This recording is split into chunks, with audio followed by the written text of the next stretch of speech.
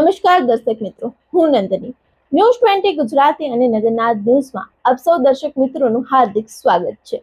ત્યારે જોઈએ આજના મુખ્ય સમાચાર।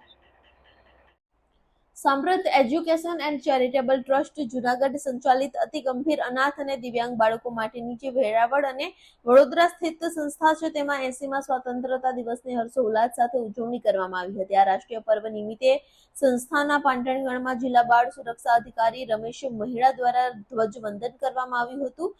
આ પ્રસંગે સંસ્થાના દિવ્યાંગ અનાથ જે બાળકો છે તેમજ સ્ટાફ પરિવારે રાષ્ટ્રધ્વજને સલામી આપીને ગૌરવપૂર્વક રાષ્ટ્રગાન કર્યું હતું। સંસ્થા દ્વારા તમામ રાષ્ટ્રીય અને ધાર્મિક તહેવારોની નિયમિતપણે ઉજવણી કરવામાં આવે છે અને આ ઉજવણી અંતર્ગત દિવ્યાંગ બાળકોને કેસરી, સફેદ અને લીલા રંગના ટી-શર્ટ પહેરાવીને હાથમાં રાષ્ટ્રધ્વજ આપીને દેશભક્તિના રંગે રંગાવવામાં આવ્યા હતા। ઉભા રહી ન શકે તેવા જે અશક્ત બાળકો હતા તેને વ્હીલચેર પર બેસાડીને અને અન્ય જે દિવ્યાંગ બાળકો છે તેને શિસ્તબદ્ધ લાઇનમાં ઉભા રાખીને રાષ્ટ્રીય પર્વની ઉજવણી કરવામાં આવી હતી। ત્યારે ઉજવણી અંગે માહિતી આપતા સંસ્થાના પ્રમુખ મહેન્દ્રભાઈ પરમારે શું જણાવ્યું, ચાલો તે સાંભળીએ। સાંપ્રત એજ્યુકેશન ચેરિટેબલ ટ્રસ્ટ મહેન્દ્રભાઈ પરમાર। આપણી સંસ્થામાં અલગ અલગ વિશેષ કાર્યક્રમો થાય છે, ત્યારે આજે 80મા સ્વતંત્રતા દિવસ નિમિત્તે આપણી સંસ્થાની શાખાઓ જૂનાગઢ, ગીર સોમનાથ, વડોદરા અને વૃદ્ધાશ્રમ ખાતે વિશેષ કાર્યક્રમો રાખવામાં આવેલા। દિવ્યાંગ બાળકો અને વૃદ્ધો દ્વારા વિશેષ કાર્યક્રમો રજૂ કરવામાં આવેલા।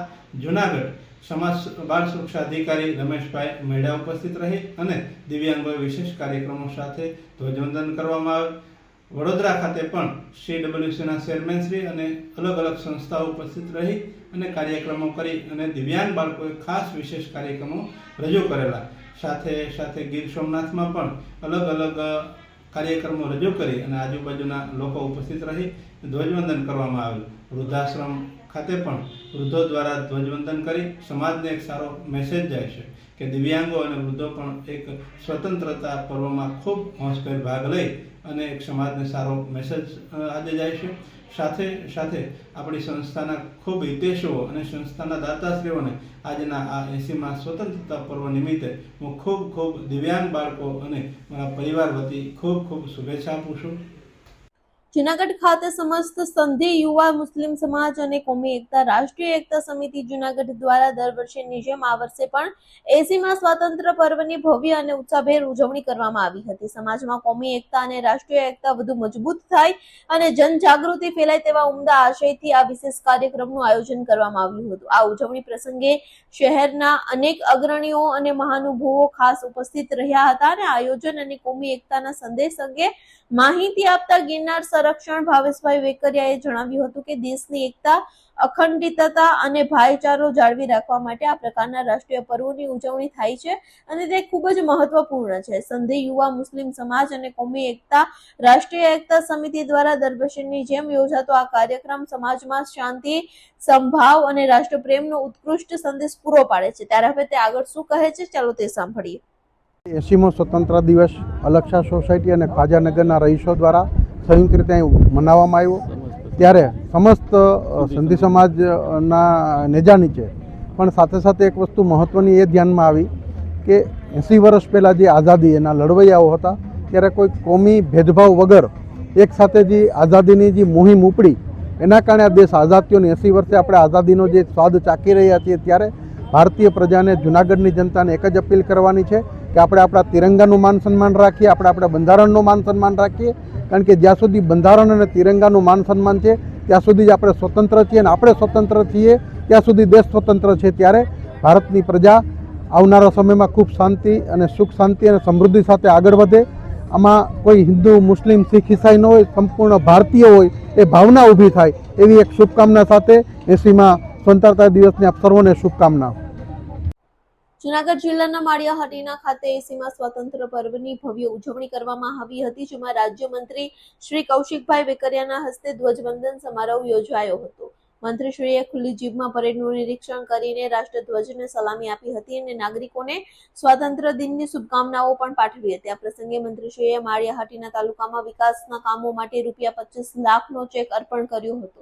જૂનાગઢ જિલ્લા કલેક્ટર શ્રી યોગેશભાઈ ચૌધરીના માર્ગદર્શન હેઠળ સમગ્ર જે જિલ્લામાં આ રાષ્ટ્રીય પર્વ છે તેને ગર્વભેર ઉજવાયો હતો, જેમાં વિદ્યાર્થીઓ દ્વારા મંત્રમુગ્ધ કરી દેતા રંગારંગ સાંસ્કૃતિક કાર્યક્રમો પણ રજૂ કરવામાં આવ્યા હતા. આ ઉપરાંત સરકારી સેવામાં ઉત્કૃષ્ટ યોગદાન આપનાર કર્મયોગી અને જે રમતવીર છે તે મંત્રીના હસ્તે સન્માન પણ કરવામાં આવ્યું હતું. જિલ્લાની વિવિધ સિદ્ધિઓ પર પ્રકાશ પાડતા જણાવ્યું હતું કે સૂર્યઘર મુક્ત બિજલી યોજના હેઠળ PGVCL જુનાગઢ વર્તુળ દ્વારા 33,630 થી વધારે સોલાર કનેક્શન પૂર્ણ કરવામાં આવ્યા છે, જ્યારે રૂપિયા 29.14 કરોડના ખર્ચે વાઘેશ્વરી તળાવ બ્યુટિફિકેશનની કામગીરી પૂર્ણતાના આરે હોય છે. જુનાગઢ વાસીઓને ટૂંક સમયમાં નવું જ નજરાણું મળશે. સાથે સાથે જુનાગઢ જિલ્લામાં 25,880 થી વધારે ખેડૂતો 14,700 એકરથી વધારે વિસ્તારમાં સફળતાપૂર્વક પ્રાકૃતિક ખેતી કરી રહ્યા છે. સ્વાતંત્ર્ય પર્વની ઉજવણીના અંતે ઉપસ્થિત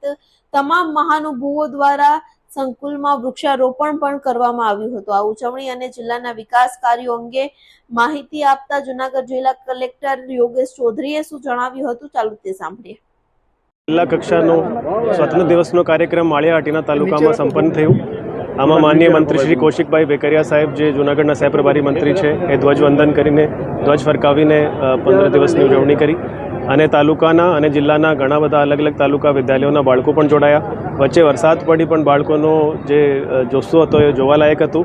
બહુ સારી રીતે કાર્યક્રમ સંપન્ન થયો. જૂનાગઢ જિલ્લાના બધા લોકોને સ્વાતંત્ર્ય દિવસની ખૂબ ખૂબ શુભકામનાઓ અને અભિનંદન.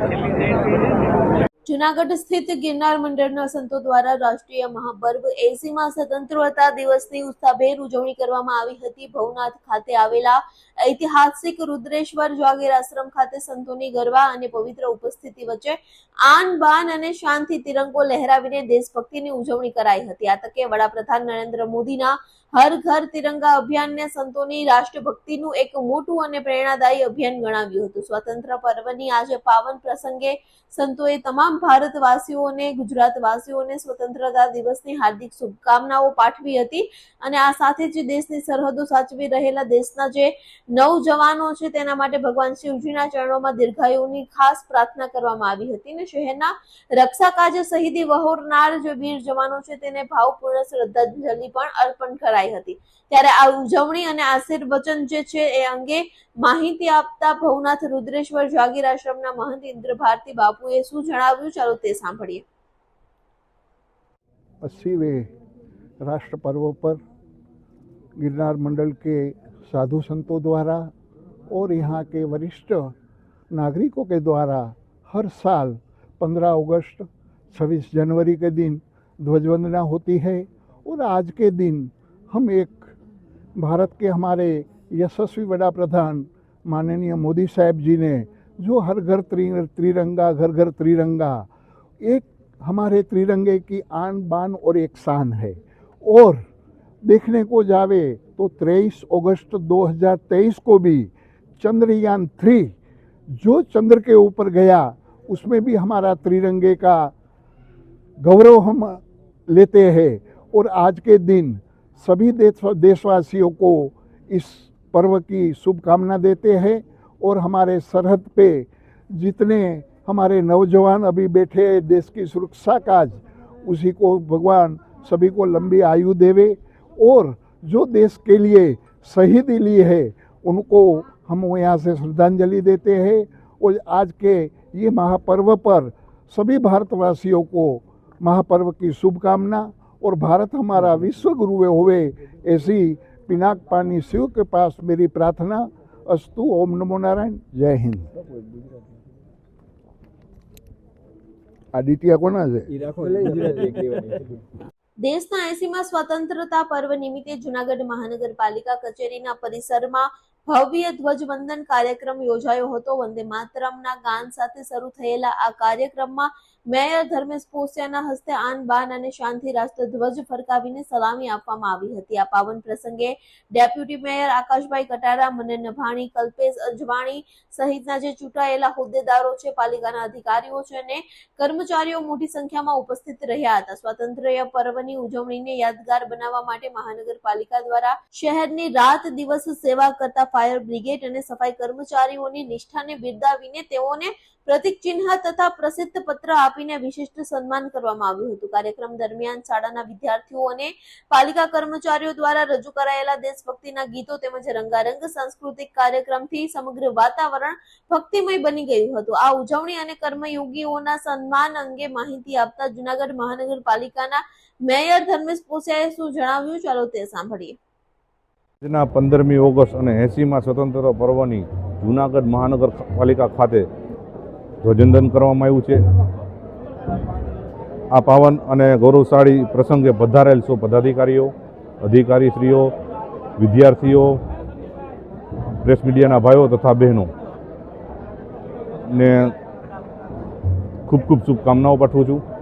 સાથે સાથે જે ફાયરના કર્મચારીઓને પ્રમાણપત્ર આપવામાં આવ્યું છે, સાથે સાથે સફાઈ કામદારોને પણ પ્રમાણપત્ર પાઠવવામાં આવ્યું છે.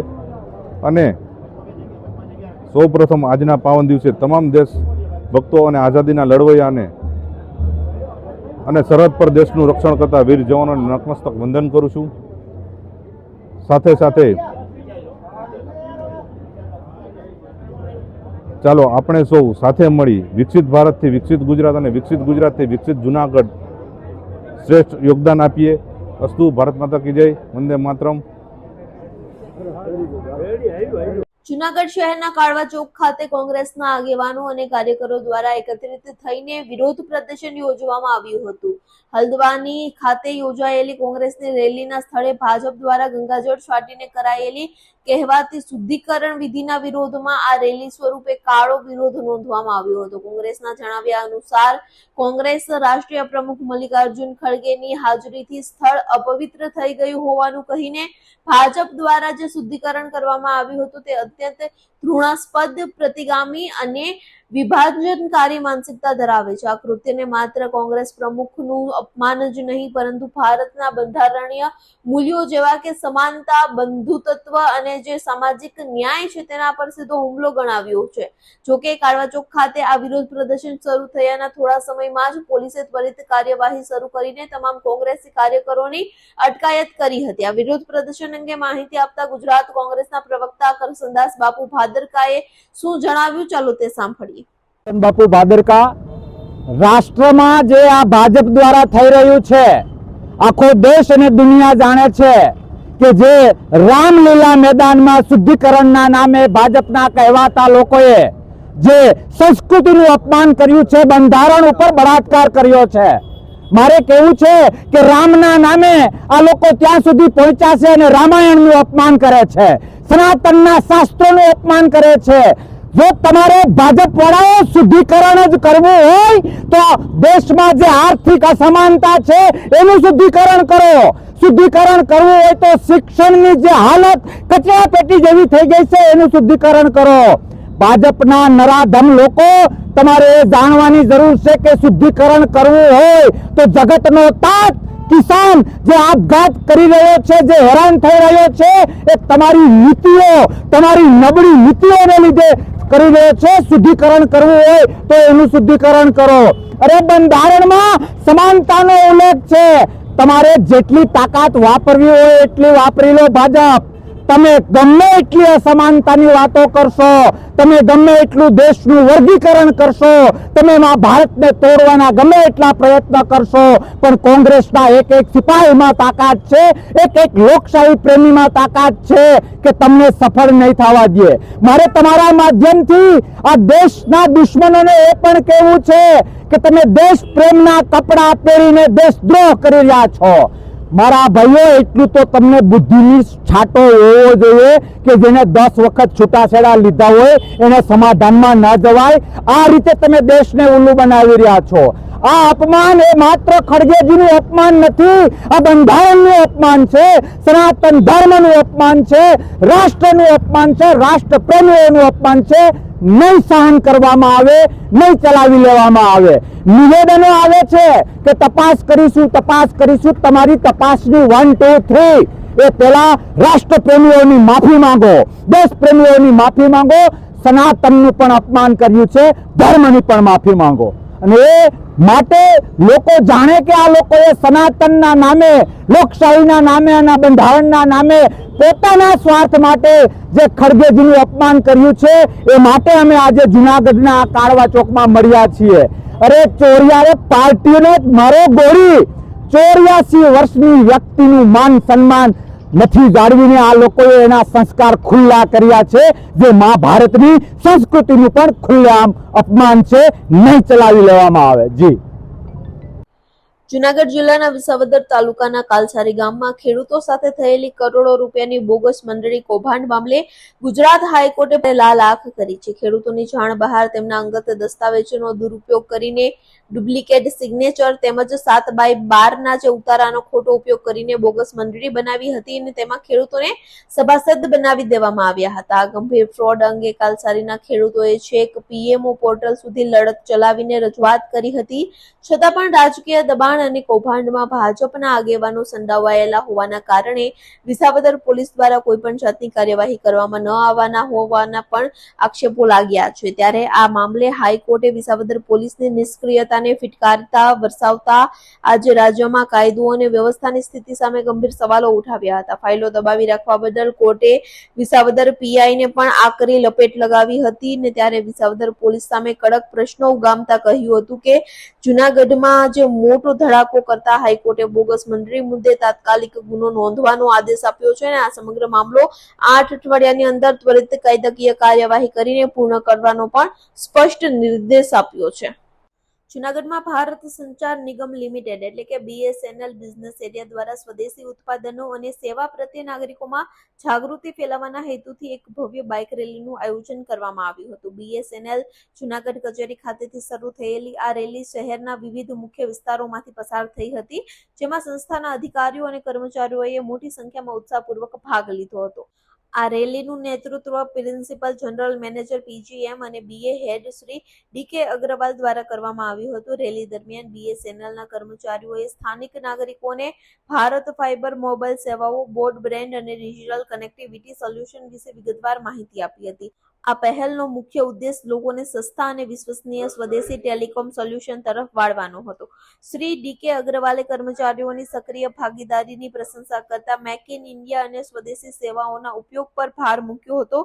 રેલી દ્વારા BSNLની ટીમે જૂનાગઢના નાગરિકો સુધી આત્મનિર્ભર ભારત અને ડિજિટલ ઇન્ડિયાનો પ્રેરણાદાયી સંદેશ પહોંચાડ્યો હતો.